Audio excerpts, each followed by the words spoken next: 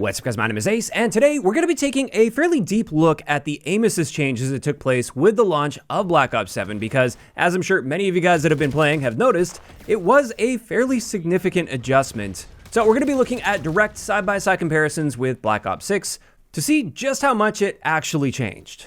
Now at this point, at least at the time of recording this video, we haven't heard anything official from the developers explaining all of the details of exactly what changed. However, a little while back before launch, Matt Schrontz did address this and mention some things they were looking into changing, not necessarily things they had committed to 100%, and I'll just let you guys have a listen to this for yourself. He can explain it faster than I can. Okay, next up, I want to touch on what we're doing with aim assist in Black Ops 7.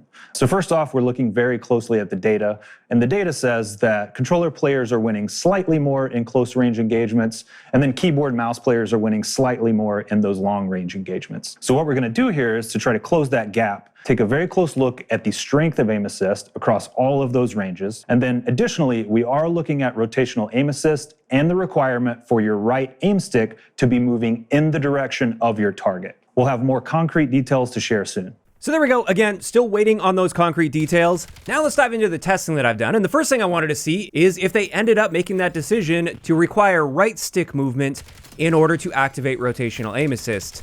And it turns out it doesn't look like this is the route they ended up going. As you can see here, I am getting a small amount of rotational aim assist, and I am only touching my left stick. I'm only strafing back and forth. There's no right stick input whatsoever here, and you can see my character is rotating in the direction of the enemy player. So I've seen a lot of people making the claim that you do need right stick input, and I assume that would likely be the case as well based on this dev talk. But again, they hadn't committed to anything at that point. They just said they were looking into making those changes. And as far as I can see with my testing here, this isn't the route they went.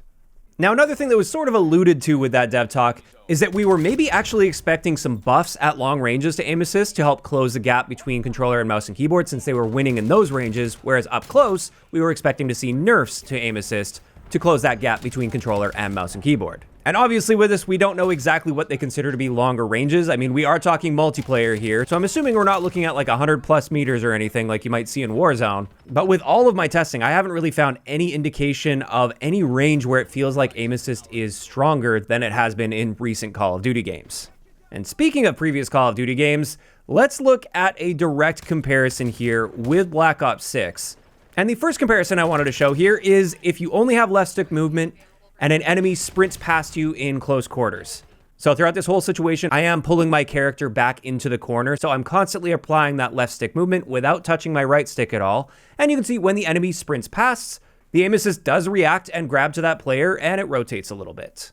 Now, here's what it looks like in Black Ops 6, doing the exact same thing, and you can probably tell that's grabbing a lot harder than it is in Black Ops 7. So it definitely seems to be a sign of a nerf there. However, a more quantifiable approach I like taking is strafing at 10 meters, starting outside of the aim assist bubble and then strafing completely sideways across the target to see how much my character rotates by itself without me touching the right stick as my aim crosses through their aim assist bubble.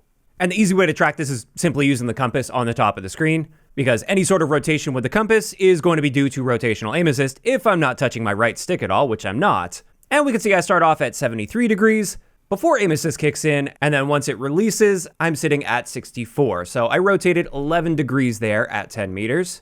Whereas in Black Ops 6, I performed the exact same test at the exact same range, and you can see at the same range, my character rotated a total of 19 degrees.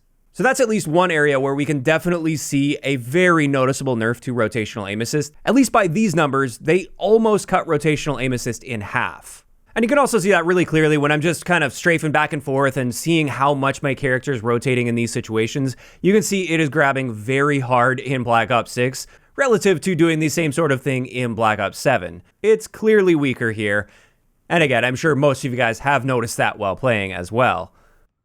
As for the aim assist slowdown though, this is the other type of aim assist where when you're just sweeping your aim across the target, how much is it slowing your sensitivity as you sweep across?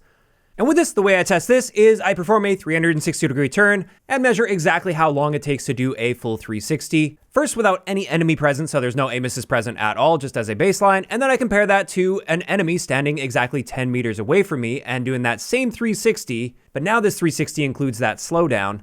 And I tested at 10 meters for both Black Ops 6 and Black Ops 7, and I got literally identical results. This also seems to confirm that the sensitivity settings did carry over 1-to-1 from Black Ops 6 to Black Ops 7. That's not really a surprise, I just know some people have been asking, and that's something I also stumbled upon with this testing. So aim assist slowdown, as far as I can tell, hasn't changed at all. It's just that rotational aim assist. However, what about at a bit of a range? Because again, they were alluding to the fact that they were at least considering some buffs to longer range aim assist. And again, while we don't know exactly what they consider to be long range, for regular multiplayer, I consider 70 meters to be a very long range. Like, it's pretty rare to find a line of sight that's practical beyond that. And when it comes to rotational aim assist, it's hardly a factor in Black Ops 7 at this range. And it's the same story in Black Ops 6. Like, your character is technically rotating a little bit, but it's not like your aim is really grabbing onto the enemy character model or anything. It's just kind of barely rotating around the general bubble of the player. And as far as I can tell here, based on feel at least, while it may be a little bit weaker in Black Ops 7, in both cases, it's basically just not a huge factor within this sort of range. And then I also tested at 50 meters just to see if there's any difference there. And again, it felt pretty much the same. Rotational's not really a heavy factor at this range. And slowdown, while you can definitely feel it there, it doesn't feel any different from Black Ops 6 to Black Ops 7. So there we go. That's the aim assist changes as far as the ones that I was able to discover with these forms of testing that I've done at least. Perhaps there's even more going on under the hood that I just didn't run into with my testing. Again, we'll be waiting for the developers to hopefully provide some more concrete details on what they've adjusted. But in general, it does appear that our rotational aim assist has been nerfed. Again, by the numbers that I found, I don't know if it's really representative of the exact numbers that they changed behind the scenes, but based on the numbers I've found at 10 meters, we're looking at a roughly 40 to 50% nerf to rotational aim assist, somewhere in that general range, which is quite a significant nerf. And this might be surprising to some of you, but it's something I always have to remind people about because I often see misinformation spread about this. This means this is the weakest rotational aim assist we have had in Call of Duty, at least within this range. And yes, I'm even referring to like older Golden Age Call of Duty games. That's something I've done testing on, and Hexsmith, he does a lot of aim assist testing. He did the testing as well with this and also confirmed and found the same results I did. Rotational aim assist has always been very strong in Call of Duty, even from the beginning, or at least going back to like COD 4, for instance. It's always been very strong, and it hasn't actually changed by any large margin from older Call of Duty games to the more modern ones when it comes to the strength within the active ranges. The big change that did take place was with Modern Warfare 2019, they massively increased the range at which aim assist would be active, up to 200 meters, whereas in older COD games, depending on the type of weapon, it was like 30 to 40-ish meters for most of the regular guns, and then I think like 50 meters for sniper rifles. And then anything beyond those ranges with that gun, you'd have literally zero aim assist. So that was a big change and a big buff that happened with Modern Warfare 2019, but within the active ranges, aim assist has always been really strong. Although back in the day, you could argue hardware was generally a lot worse. So you had worse dead zones, higher input lag. You didn't have as many settings that you could use as well to really fine tune like aim down sight sensitivity values. So I'm not saying it was necessarily easier to aim back in the day. I'm just saying the strength of aim assist itself is, as far as I can tell, the weakest we have ever seen in Call of Duty history in Black Ops 7 after these nerfs.